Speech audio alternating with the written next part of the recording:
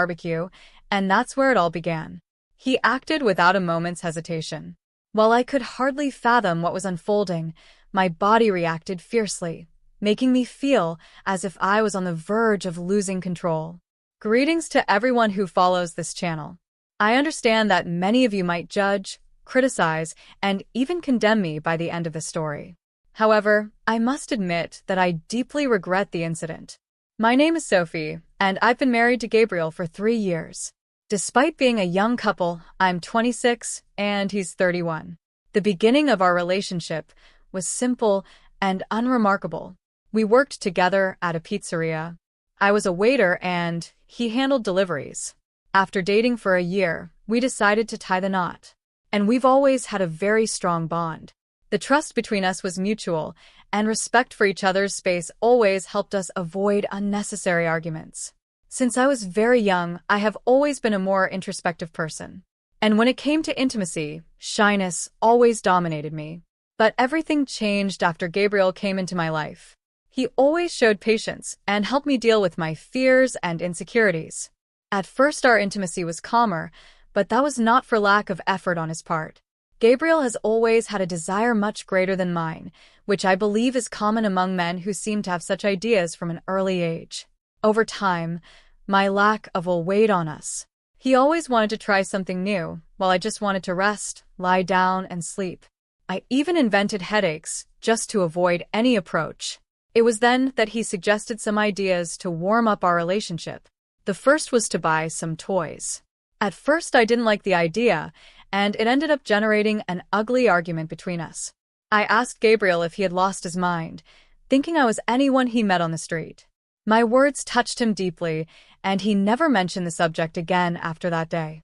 But on reflection, I realized that maybe I was being too harsh. I decided to give his suggestions a chance. After all, he just wanted to improve what we had. We decided to go to a specialty store together.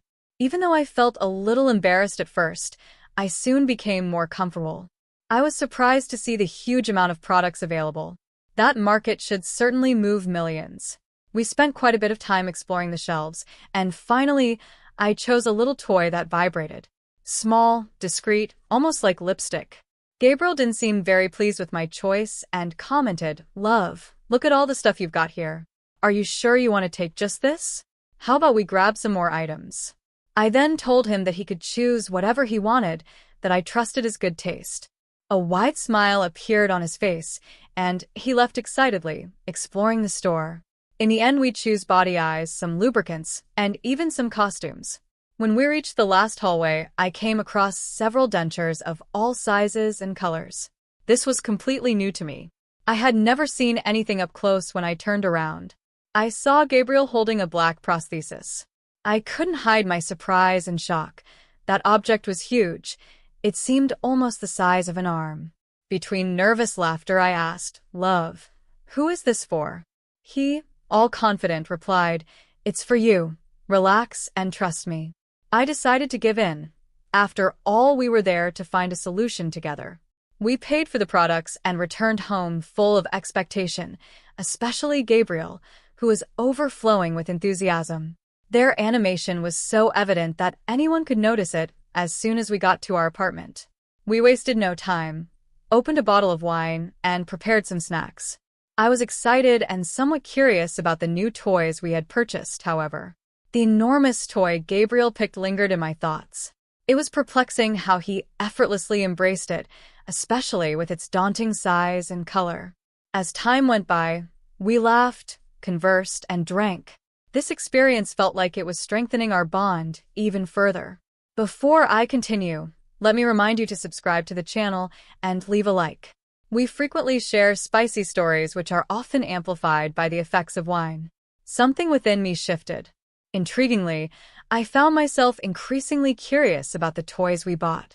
I called Gabriel and suggested we head to the bedroom to explore our new purchases more thoroughly. We unpacked everything, removed the items from their bags, and examined the products. But my attention was riveted to that prosthesis. The intricate details were astonishing: veins, shapes.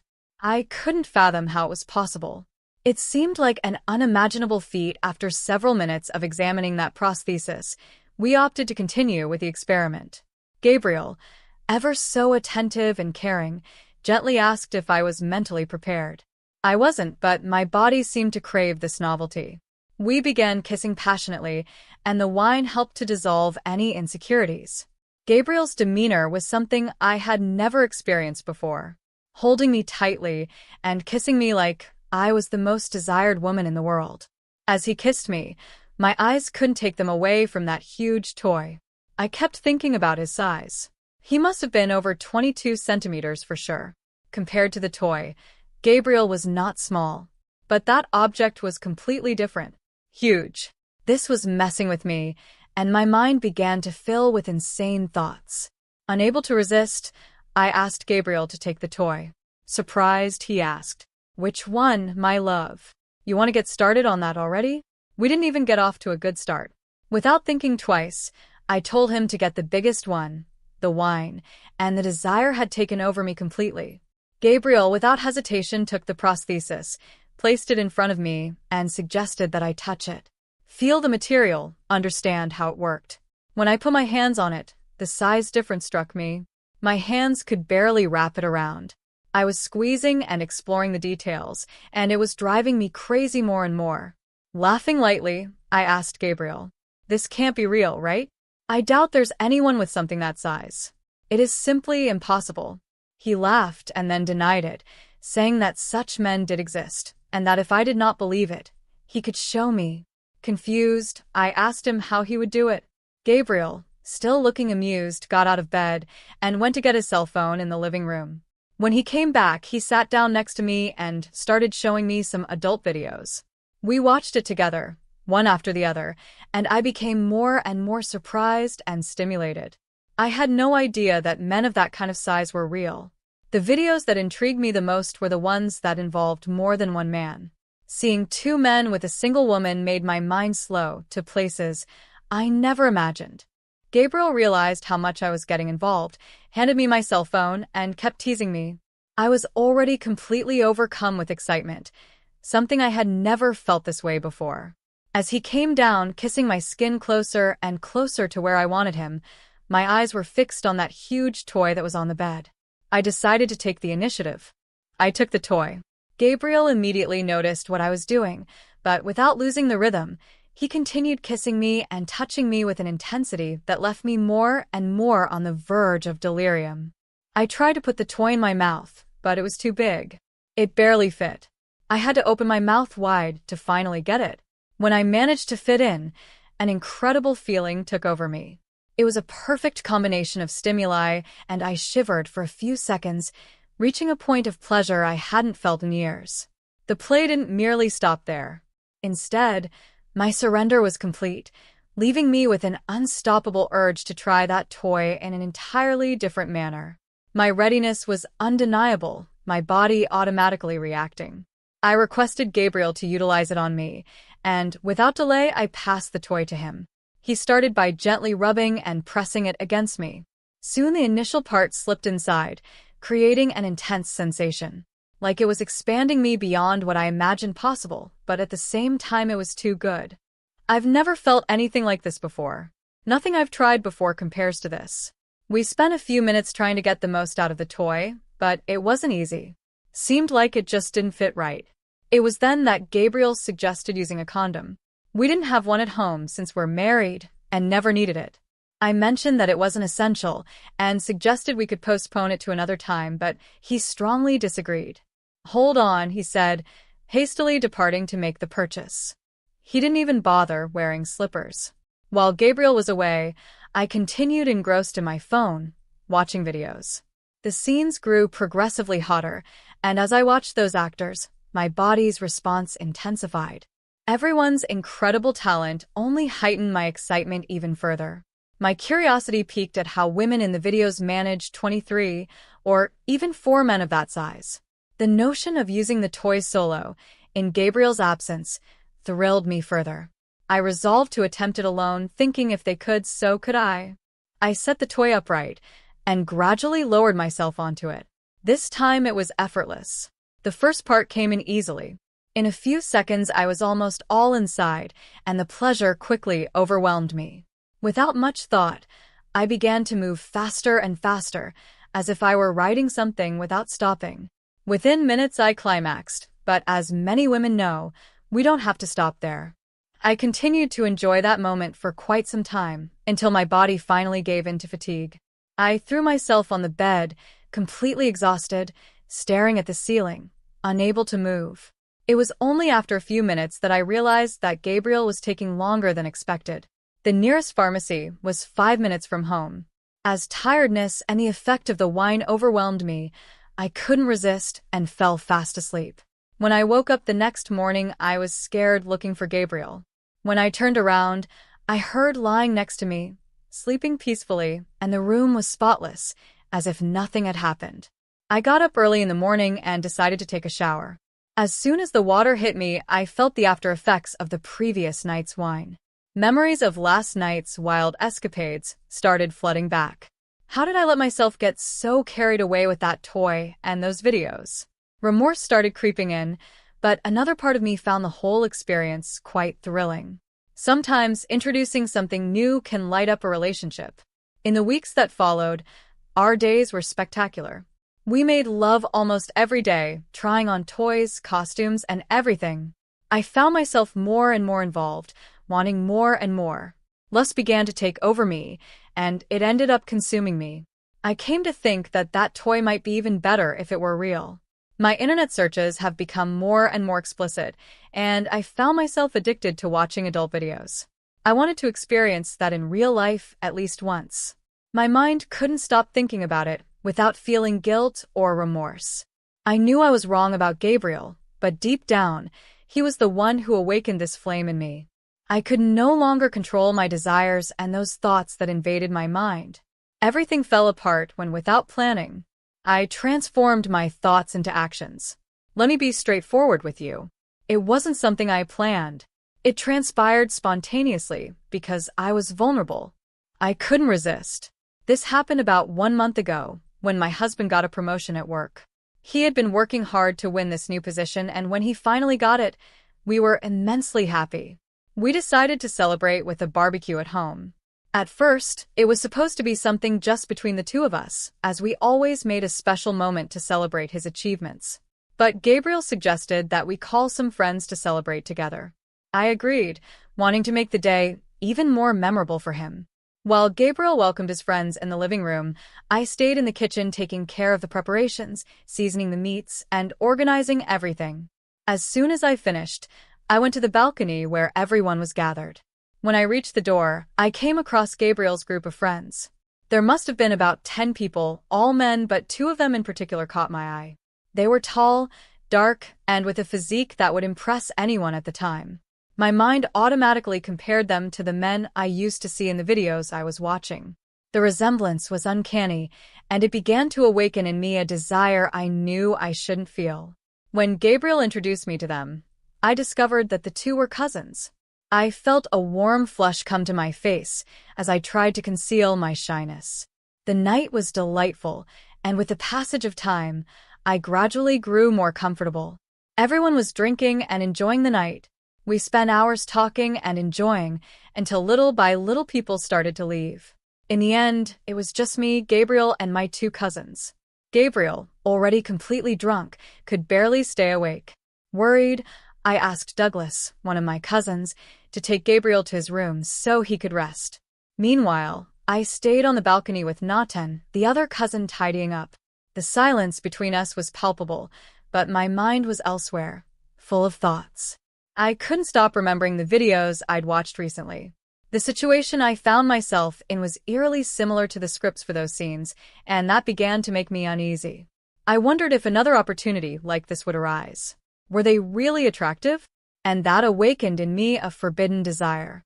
Doubt started to flood my mind. What if something went terribly wrong? What if they rejected me or, even worse, told Gabriel everything?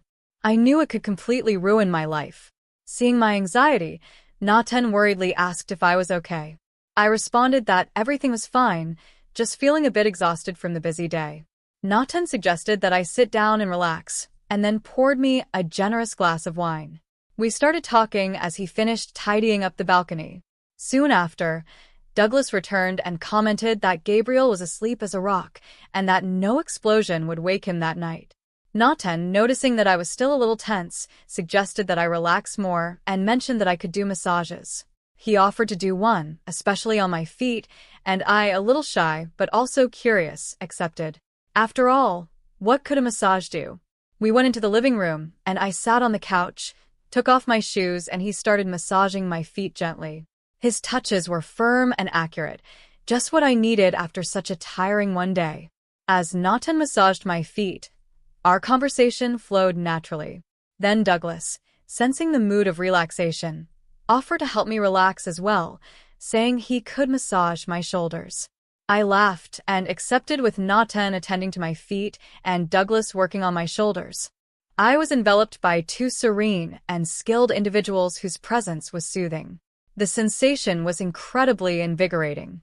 Their touches were so perfectly synchronized that I felt progressively more relaxed and at ease.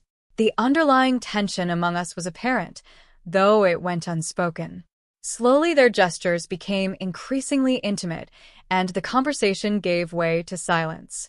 Only sighs and looks laden with desire filled the environment. It was clear that the two of them were just waiting for a signal from me, so I decided that I didn't want to let that opportunity pass by. I looked first into Nathan's eyes, then into Douglas's, and in a whisper said I was ready for something more. If they were too, the 21, not very surprised, agreed without hesitation. What happened next was an explosion of desire and passion. A moment I never thought I'd experience.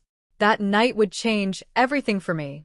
I never imagined going through something like this with two men at the same time.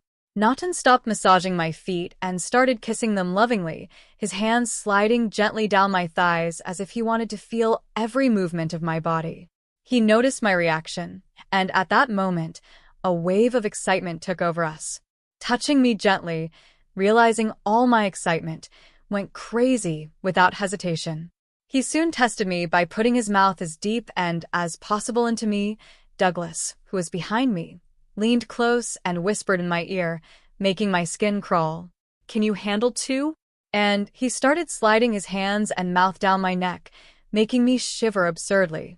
His hands touched firmly between my blouse, which at this moment he put everything he could into my mouth. It was like I was reliving what I had imagined with the prosthesis. More unimaginably better. I felt control of that situation in my hands, and without hesitation, I guided Douglas until he relaxed. Lying on the couch, I sat on him, letting him enjoy the proximity as our movements adjusted in perfect harmony. Nathan approached and stood holding my waist. That's when the connection between us intensified, and for minutes I saw myself in a movie like that. The feeling of power, of being intensely desired, was beyond description. The proximity increased, and the environment seemed to carry a unique energy, where touches and kisses mixed, creating an enveloping atmosphere. For a moment, I thought I heard a distant sound in the hallway, but I was reassured that everything was fine, that there would be no chance of Gabriel waking up after all the wine he drank. The hours that followed were marked by an almost perfect harmony between us, after many biting sessions. Pulls, deep breathing, a desire, and accelerated and synchronized rhythms. We reached the climax, and it was as if time had stopped, with a feeling of fullness taking over the environment. I felt the most powerful and desired woman. Crazy. But who said I didn't want to be crazy in that moment? That night, I gave myself completely, exploring all possibilities with the two of us. It was an experience that left me in ecstasy, something I never imagined I would live through. That was something I can't put into words. After everything was over, the two of them got dressed and left, leaving me alone on the couch. I stood there thinking about what had just happened. I turned to look toward the room, where Gabriel slept soundly, completely oblivious to what had happened there. And in the living room, it was then that a wave of guilt and regret swept over me. I loved my husband, and I betrayed him in such a cruel way. It was never part of my plans. I got up slowly and went to the room. I lay down beside Gabriel, who was calm, not knowing anything. I felt a lump form in my throat, and I spent the whole night unable to sleep, tormented by my thoughts and the possible consequences of what I had done. When the day began to lighten and Gabriel was still sleeping peacefully, I made a firm decision. I would never cheat on my husband again. The guilt that weighed on me was suffocating. Gabriel didn't deserve that. He was always an amazing husband, and I knew I needed to be the wife he deserved. I got up and went to take a bath, letting the water wash away, at least for a few moments, the shame and guilt that consumed me. When Gabriel finally woke up, I was already